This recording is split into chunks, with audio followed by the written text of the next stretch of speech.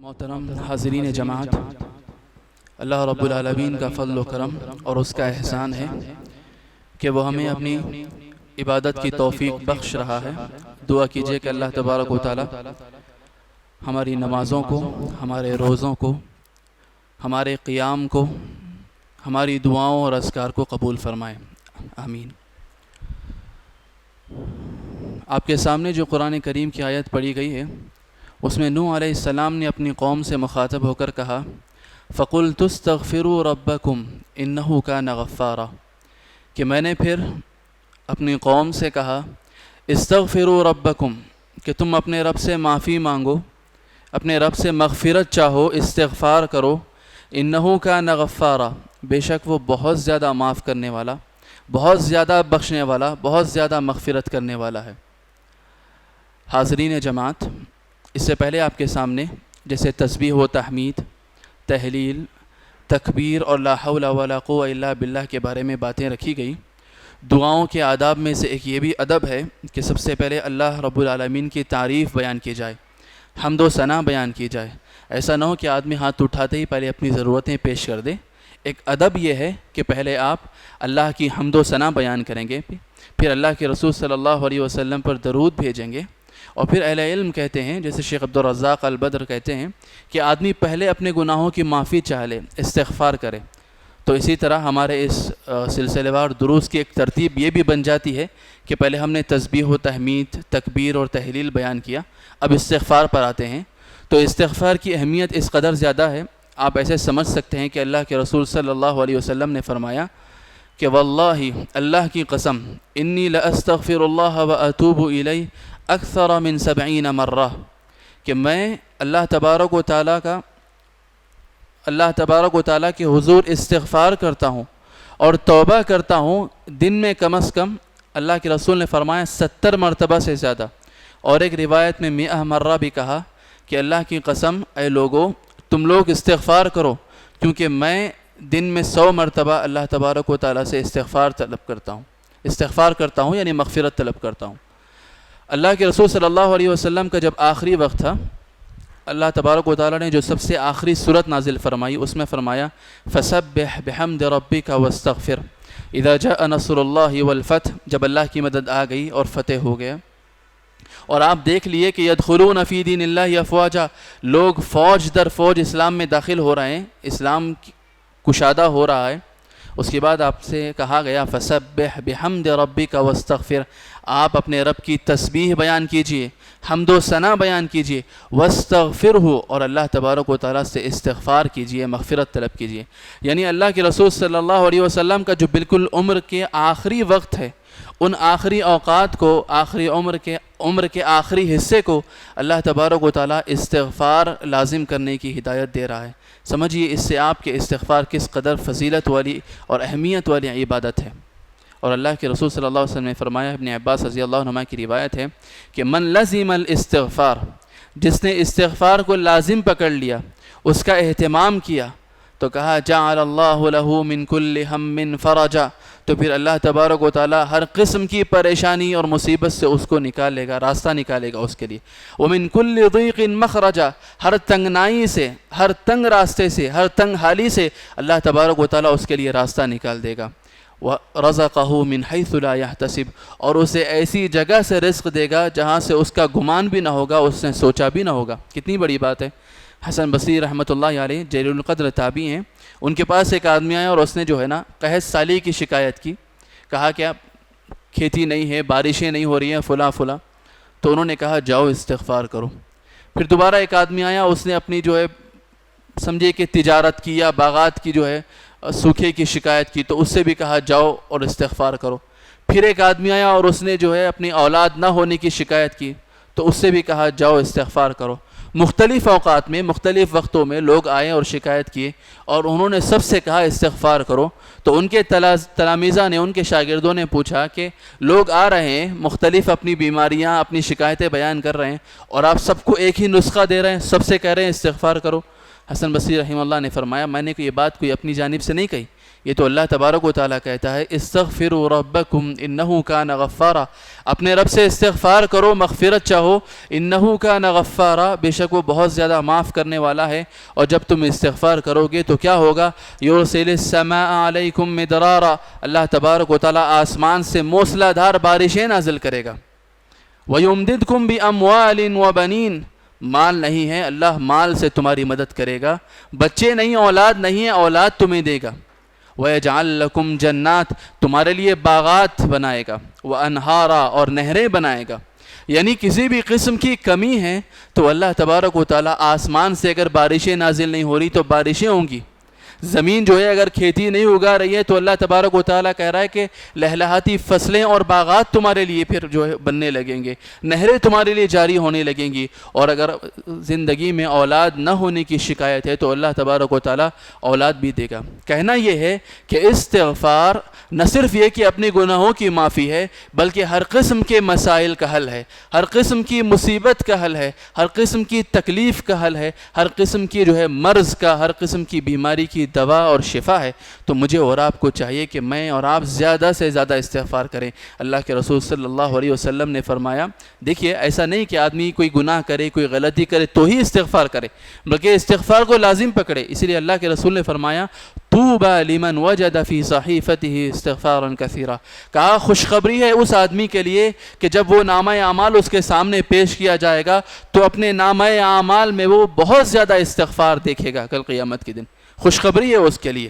کہ وہ ہر صفحے پر، ہر پیج پر اپنے نامہ اعمال میں استغفار کو پائے گا۔ تو میرے اور آپ کے لیے ضروری ہے استغفار کی یہ جو عبادت، استغفار کا یہ جو ذکر ہے، یہ بہت فضیلت و اہمیت کا حامل ہے۔ تو ضروری یہ ہے کہ میں اور آپ اسے اپنی زندگی میں لازم پکڑیں۔ اور آپ اس کی اہمیت سمجھنا چاہتے ہیں تو دیکھیے، ہر بڑی عبادت کے بعد ہمیں استغفار کا حکم دیا گیا۔ آپ نماز پڑھتے ہیں، نماز پڑھنے کے بعد آپ کہتے ہیں اللہ اکبر، استغفر اللہ، استغفر اللہ، استغفر اللہ۔ کیا نماز میں آپ نے کوئی گناہ کیا تھا، کوئی خطا کی تھی جو آپ نے اللہ سے معافی مانگی؟ یہ حکمت سمجھنے کی چیز ہے۔ انسان نماز پڑھنے کے بعد بھی استغفر اللہ کہتا ہے کہ پروردگار، ایک فرض ادا کرنا تھا، ایک عبادت تیری کرنی تھی، ہم نے کیا لیکن اس میں یقیناً حق تو ہم نے ادا نہ کیا ہوگا، اس میں کمی بیشی،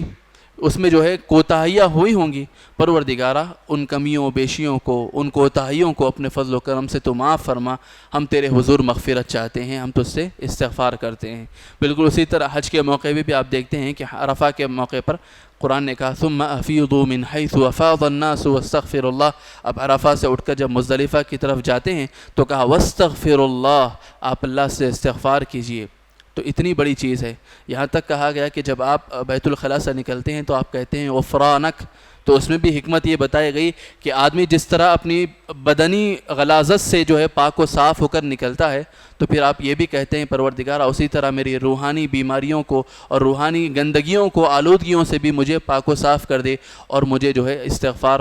اپنی مغفرت سے جو ہے نواز۔ بالکل اسی طرح جب آپ اپنی عبادتیں دیکھتے ہیں تو نماز میں بھی آپ سبحان ربی العظیم کہتے ہیں، تو اور بھی اذکار ہمیں سکھلائے گئے، اللہ کے رسول نے ہمیں سکھلائے، جس میں ہے سبحانک اللہم ربنا وبحمدک اللہم اغفر لی، تیری حمد و ثنا ہے، تیری پاکی ہے پروردگار تو ہمیں معاف فرما۔ اور استغفار کی جتنی بھی صیغے اور کلمات ہمیں سکھلائے گئے، اگر میں اور آپ انہیں پڑھنے لگیں، سمجھنے لگیں تو میری اور آپ کی زندگی میں انقلاب آ سکتا ہے۔ دیکھیے اللہ کے رسول صلی اللہ علیہ وسلم نے کیا کہا،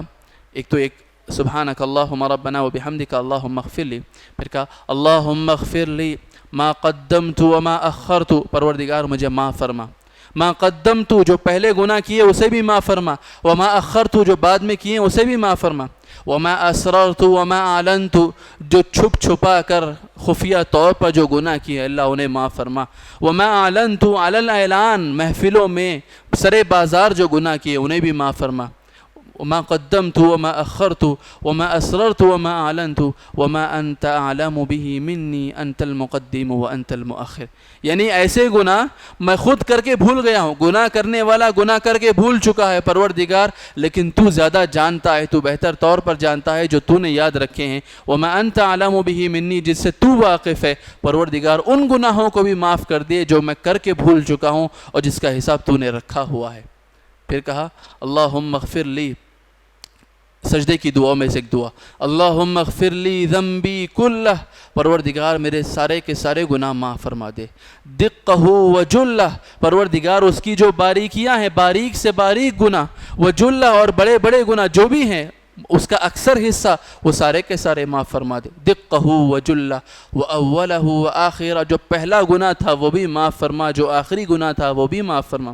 وَأَوَّلَهُ وَآخِرَهُ وَعَلَانِيَتَهُ وَسِرَّهُ، جو علی الاعلان کیا تھا اور جو چھپ کر کیا تھا پروردگار اسے بھی معاف فرما۔ تو یہ دعائیں مجھے اور آپ کو ادب سکھلاتی ہیں، اللہ سے، اللہ کے ساتھ کیسا ادب ہو، پھر اللہ سے مانگنے کا کیا سلیقہ ہو، اور اللہ کے رسول صلی اللہ علیہ وسلم نے استغفار کے جو سب سے بہترین کلمات کا صیغہ سکھلایا ہے وہ سید الاستغفار ہے۔ تھوڑا سا لمبا ہے مجھے اور آپ کو، لیکن اس بات کا اہتمام کرنا چاہیے کہ میں اور آپ اس کو یاد کرنے کی کوشش کریں۔ کچھ دن اگر آپ لکھ کر، اگر آپ پڑھتے رہیں تو میں سمجھتا ہوں 10-15 دنوں میں انسان کو یاد ہو جائے۔ سید الاستغفار کا کلمات سکھلائے گئے، اللہ کے رسول نے بتایا، اللہم انت ربی لا الہ الا انت خلقتنی وانا عبدک وانا علی عہدک۔ دیکھیے کتنا بہترین انداز ہے، پروردگار تو میرا رب ہے، تو نے مجھے پیدا کیا، میں جو ہے انا عبدک وانا علی عہدک، میں تیرا بندہ ہوں، اور جو عہد اور وعدہ میں نے تجھ سے کیا ہے اس پہ میں قائم ہوں، باقی ہوں۔ پروردگار تیری نعمتیں مجھ پر بے شمار ہیں، میں جو ہے اپنے گناہوں سے واپس لوٹنا چاہتا ہوں، تو مجھے معاف فرما۔ اللہ کے رسول نے فرمایا جس آدمی نے صبح کو یہ کلمات پڑھے سید الاستغفار، شام ہونے سے پہلے اگر اس کی موت آتی ہے تو پھر وہ سیدھے انشاءاللہ جنت میں داخل ہوگا، اور اگر اس نے شام کے وقت میں سید الاستغفار پڑھا اور صبح ہونے سے پہلے اگر اس کی موت واقع ہوتی ہے تو سیدھے جنت میں داخل ہوگا۔ دیکھیے کتنی فضیلت والے اذکار، کتنی اہمیت اور عظمت والے جو ہے کلمات ہیں۔ مجھے اور آپ کو چاہیے کہ زیادہ سے زیادہ استغفار کو اپنی زندگی میں لازم کر لیں۔ من لزم الاستغفار، جس نے استغفار کو لازم پکڑ لیا، اللہ تبارک و تعالی ہر قسم کی پریشانی، ہر قسم کی مصیبت، ہر قسم کی تکلیف، ہر قسم کا مرض اور بیماری اللہ تبارک و تعالی دور فرمائے گا۔ یہاں تک کہ کہا گیا، اہل علم نے کہا ہے، اگر آپ اپنی سواری کے اندر نافرمانی دیکھتے ہیں، اس وقت جو ہے سواریاں کیا ہوتی تھیں؟ اونٹ، گھوڑا، کہا کہ آپ اپنی اونٹنی کو دیکھیں وہ جو ہے نافرمانی کر رہی ہے، تو آپ کو چاہیے کہ آپ اپنے گناہوں کو یاد کریں اور استغفار کرنے لگیں۔ ایسا بھی ہے کہ آپ کو ایسا لگے کہ آپ کے گھر میں آپ کے بچے نافرمانی کر رہے ہیں، تو آپ کو جو ہے اپنے گناہوں کو یاد کرنا چاہیے اور استغفار کرنا چاہیے، کیونکہ گناہوں کے اثرات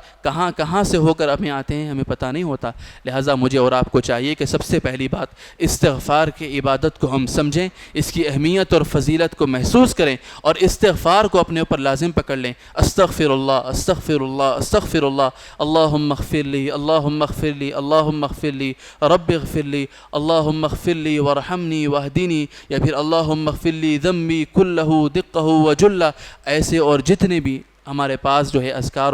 اور دعائیں ہیں، مجھے اور آپ کو چاہیے کہ اس کا اہتمام کریں۔ اللہ سے دعا ہے کہ اللہ تبارک و تعالیٰ ان دعاؤں کی اور یہ استغفار کے جو ثمرات اور برکات ہے اسے ہماری زندگیوں میں شامل و داخل فرمائے، مجھے اور آپ کو زیادہ سے زیادہ اس سے تعلق رکھنے والا بندہ بنائے، اور ہم کو زیادہ سے زیادہ اللہ رب العالمین سے جڑنے والا بندہ بنائے۔ آمین۔ وآخر دعوانا ان الحمد للہ رب العالمین۔ سبحانک اللہم ربنا وبحمدک، اشہد ان لا الہ الا انت، استغفرک واتوب الیک۔ السلام علیکم ورحمۃ اللہ وبرکاتہ۔